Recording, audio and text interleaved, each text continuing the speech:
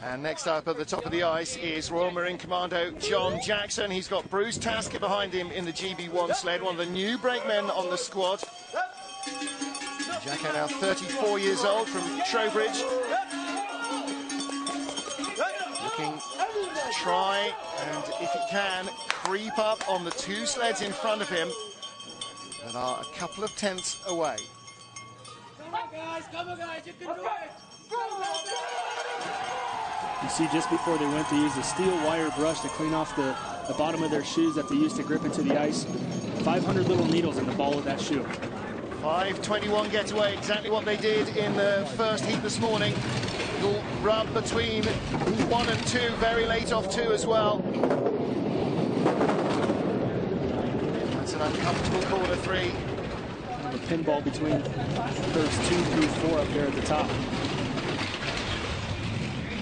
He was over 3 tenths in front of Russia 2 from the first heat.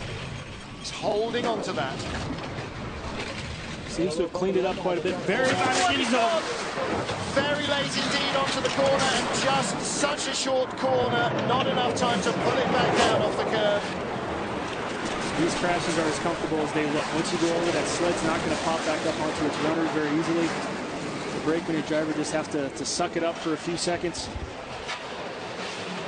Of course, you can see the heads, the shoulders out of the sled on the ice. There's a lot of weight pushing them down. Now it's got to the top of the rise. It'll start to roll back down again. Bruce Tasker's trying to get out quickly before to stop it. Now he's just got to try to get out of the way. You don't want that sled to run you over. Jacko's getting back right under the cowl as much as he can. The safest way to handle a crash is just to stay in the sled. Yeah. You know, he was trying to get out in that uphill portion of the track. You just don't want his spikes to get caught in the ice and tear up a knee, pin it underneath the sled, anything like that. Track workers and the medical crews straight in there. Bruce Tasker's first year in sliding. I think he's crashed that many times, so inexperience really is the protocol to just hang in and stay inside that composite shell to try and protect yourself. You know, the brakeman is bent down anyway, and the initial impact, the driver's head is the one that's sticking out. When you go over and you hit the ice, you hit the wall, I mean, there's not a lot of room to play with. You get a big bang on the head. Yeah, the medical staff will take a look at these athletes. Yeah, I'm good.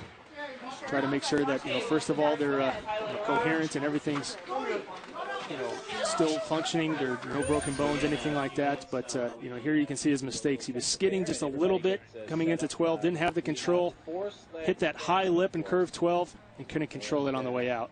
Well, you saw him get right up the top, and in fact, he was so high up the wall, the sled just fell off. It didn't even come down the ice. It just fell in free fall onto the floor. Yeah, and you mentioned it, the first thing to hit the ice outside of the runners is the driver's helmet. Pieces of that helmet flew off his helmet instantly.